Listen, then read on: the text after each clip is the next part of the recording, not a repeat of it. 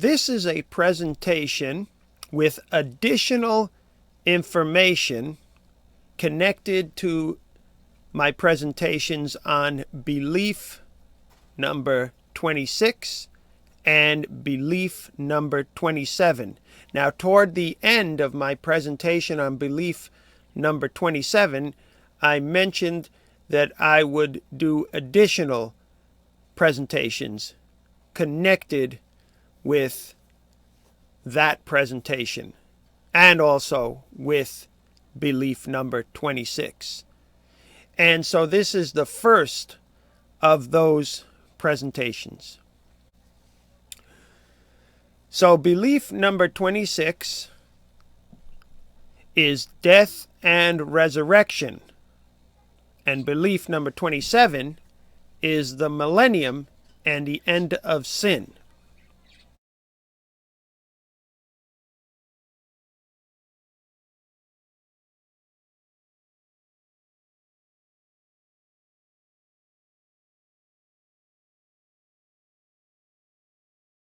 Revelation 20, 7 through 10. Satanic rebellion crushed. New King James Version.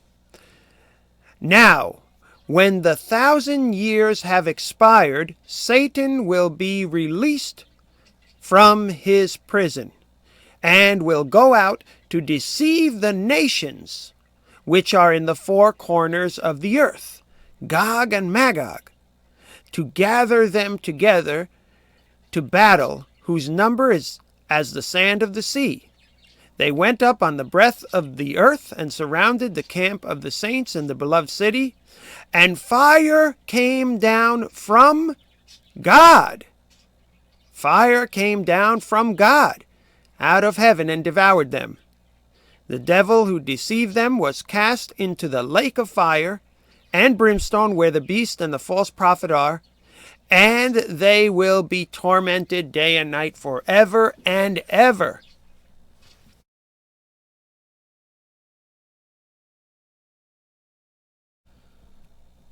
Forever. Now let's look at the way the Bible uses the word forever. Exodus 21 and verse 6.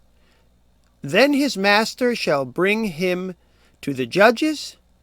He shall also bring him to the door, or to the doorpost, and his master shall pierce his ear with an awl, and he shall serve him forever. Jonah 2:6. I went down to the moorings of the mountains. The earth with its bars closed behind me forever. Yet you have brought up my life from the pit. 1 Samuel 1:22 and 2:35. But Hannah did not go up, for she said to her husband, not until the child is weaned. Then I will take him, that he may appear before the Lord and remain there forever. Then I will raise up for myself a faithful priest, who shall do according to what is in my heart and in my mind. I will build him a sure house, and he shall walk before my anointed forever. So these are some usages in the Bible of the word forever. As we will see, we must allow the Bible to interpret itself. And so when it comes to the word forever, when the Bible uses that word, we have to understand what the Bible means when it uses the word forever. So these are a few instances of that word being used. Here in the book of Isaiah 34, 8 through 10, we read this. For it is the day of the Lord's vengeance, the year of recompense for the cause of Zion. Its streams shall be turned into pitch, and its dust into brimstone. Its land shall become burning pitch. It shall not be quenched day or night. Its smoke shall ascend forever. From generation to generation it shall lie waste. No one shall pass through it forever and ever. Now, concerning Isaiah 34:10, the Andrews Study Bible says this: the devastation of Edom is presented as lasting forever, burning day and night, a concept commonly associated with an eternally burning hell. But Edom did not burn forever. In biblical usage, such language intends to convey the idea not that the fire will never go out, but that it cannot be put out by any other means than completely consuming what it is burning until there is nothing left. And so here we see some other biblical references. And dealing with the word forever literally means an indefinite period of time, an indefinite period of time, the limits of which must be determined by the nature of the person, thing, or circumstance to which it is applied.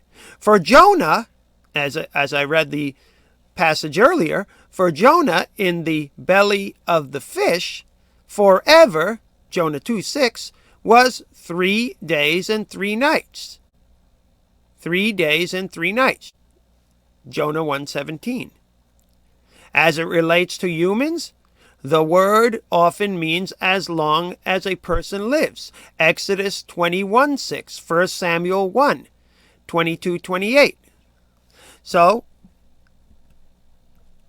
we looked at Exodus 21:6. We also looked at Jonah 2:6. We looked at 1 Samuel 1 and verse 22. I also put 2:35. And so, once again, it literally means an indefinite period of time, the limits of which must be determined by the nature of the person, thing, or circumstance to which it is applied. And as we saw, when it comes to Jonah, forever was 3 days and 3 nights. And when we look at the other passage, Exodus 21:6, it was referring to as long as the person lives. I didn't read all the context, but if you read the context, you'll see that that is clearly being referred to. Now, what we see in Revelation 20:9 and 10 is the fire comes from God and happens here on earth. The fire comes from God. It is a common understanding that hell is some underworld where there is a burning fire down there and people are being punished forever and ever and ever for all eternity endlessly. But when we look in Revelation 20:9 and 10, what do we see? The fire comes from God, and it happens here on earth, or more specifically on the surface of the earth. It says here in Revelation 29 and 10, they went up on the breadth of the earth, these are the wicked, and surrounded the camp of the saints and the beloved city. The fire came down from God out of heaven and devoured them. The devil who deceived them was cast into the lake of fire and brimstone where the beast and the false prophet are, and they will be tormented, now he see, day and night forever and ever. Now, it mentions forever and ever, but as we saw, it is referring to, going back to the definition, it is referring to an indefinite period of time, the limits of which must be determined by the nature of the person, thing, or circumstance to which it is applied. So in this case, the burning and the destruction of all the wicked. Now, Revelation 20:14, to get a little more on the context, says, then death and Hades were cast into the fire. So death is destroyed. This is the second death. This is the second death. So death is destroyed. The wicked are destroyed. But does that mean the wicked are going to be burning forever and ever with this fire that comes down from heaven from God? Well, clearly, the burning of the wicked and their torment comes to an end. It's very clear from Revelation 21, 1 through 4. It tells us, "Now I saw a new heaven and a new earth, for the first heaven and the first earth had passed away. Also there was no more sea. Then I, John, saw the holy city, the new Jerusalem, coming down out of heaven from God, prepared as a bride adorned for her husband. And I heard a loud voice from heaven saying, Behold, the tabernacle of God is with men, and he will dwell with them, and they will be his people. God himself will be with them and be their God." Now this is the clincher. "And God will wipe away every tear from their eyes. There shall be no more death." Death will be destroyed, as we saw earlier. "Nor sorrow, nor crying. There shall be no more pain." No more pain. It's very clear. "For the former things have passed away." So clearly, the wicked are not going to be burning forever and ever. It would be a contradiction to what the Bible is clearly telling us of the destruction of the wicked. Can you imagine being in a new heaven and a new earth, and people screaming, burning in fire, and demons screaming, burning in fire, and the devil screaming, burning in fire? What kind of experience would that be?